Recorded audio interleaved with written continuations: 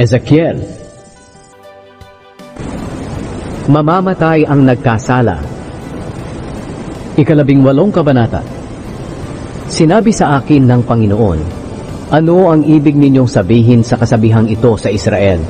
Ang mga magulang ay kumain ng maasim na ubas, at ang asim nito'y matitikman pati ng kanilang mga anak. Ako ang Panginoong Diyos na buhay, ay sumusumpang hindi nyo na babanggitin ang kasabihang ito sa Israel. Makinig kayo, akin ang lahat ng may buhay, maging ang buhay ng mga magulang o buhay ng mga anak. Ang taong nagkasala ang siyang mamamatay. Halimbawa, may isang taong matuwid na ginagawa kung ano ang tama. Hindi siya sumasamba sa mga Diyos-Diyosan ng Israel o kumakain ng mga inihandog sa mga Diyos-Diyosang ito sa mga sambahan sa mga bundok. Hindi siya sumisiping sa asawa ng iba o sa babaeng may buwan ng dalaw. Hindi siya nang aapi at ibinabalik niya ang mga isinangla ng mga nangungutang sa kanya. Hindi siya nagnanakaw. Pinapakain niya ang mga nagugutom at binibigyan ng damit ang mga walang damit. Hindi siya nagpapatubo kapag nagpapahiram ng pera. Hindi rin siya gumagawa ng masama at wala siyang kinakampihan sa kanyang paghaton. Sinusunod niyang mabuti ang mga utos ko't mga tuntunin. Ang taong ganito ay matuwid at patuloy na mabubuhay. Ako ang Panginoong Diyos ang nagsasabi nito.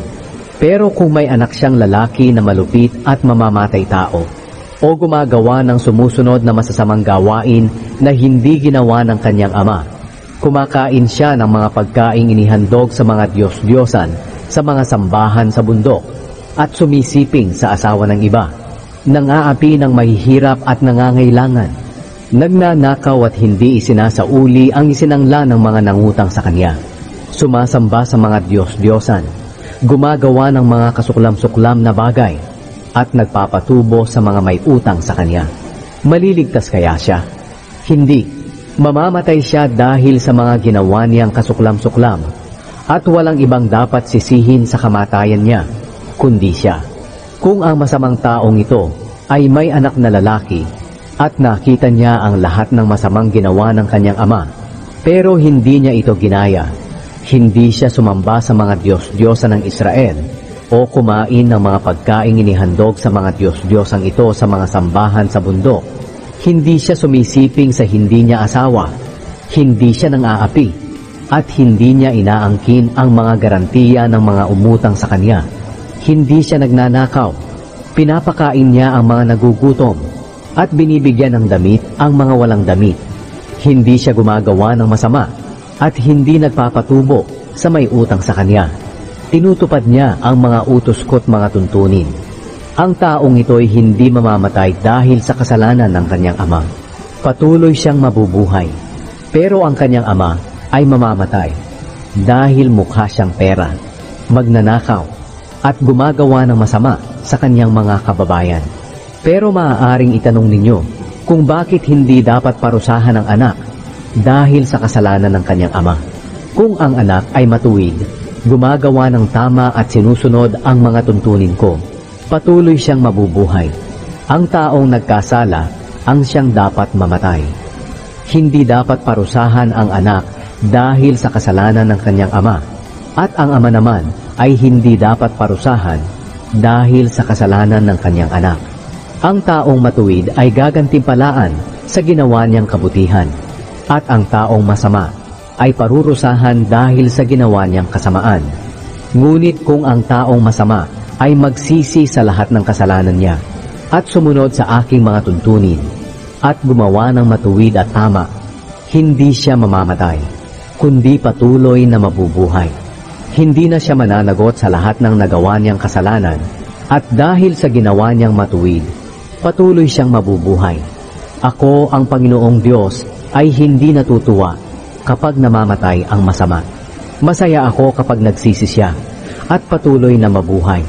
Pero kung ang taong matuwid ay tumigil sa paggawa ng matuwid, nagpakasama at gumawa pa ng kasuklam-suklam gaya ng ginagawa ng mga taong masama, patuloy pa rin kaya siyang mabubuhay? Siyempre hindi. Kalilimutan na ang mga ginawa niyang matuwid. At dahil sa pagtataksil niya sa akin, at sa mga ginawa niyang kasalanan, mamamatay siya. Pero baka naman sabihin ninyo, hindi tama ang ginagawa ng Panginoon. Makinig kayo, kayong mga mamamayan ng Israel. Ang ginagawa ko ba ang hindi tama? O ang ginagawa ninyo ang hindi tama? Kapag ang taong matuwid ay tumigil sa paggawa ng matuwid at magpakasama, mamamatay siya dahil sa kanyang kasalanan. Pero kung ang taong masama ay tumigil sa paggawa ng masama at gumawa ng matuwid at tama, maililigtas niya ang buhay niya. Dahil inamin niya ang kasalanan niya at pinagsisihan ito, hindi siya mamamatay at patuloy na mabubuhay. Ngunit baka sabihin ninyo, mamamayan ng Israel, hindi tama ang ginagawa ng Panginoon. Mga mamamayan ng Israel, ang mga ginagawa ko ba ang hindi tama o ang ginagawa ninyo? Kaya sinasabi ko sa inyo, mga mamamayan ng Israel, ako ang Panginoong Diyos. Ako ang hahatol sa bawat isa sa inyo, ayon sa inyong mga ginawa. Kaya magsisi na kayo. Talikuran na ninyo ang lahat ng inyong kasalanan, para hindi kayo mapahamak. Mga mamamayan ng Israel, bakit gusto ninyong mamatay? Tumigil na kayo sa paggawa ng kasalanan, at baguhin na ang inyong pamumuhay. Hindi ako natutuwa kapag may namamatay. Kaya magsisi na kayo, para kayo'y mabuhay. Ako ang Panginoong Diyos, ang nagsasabi nito.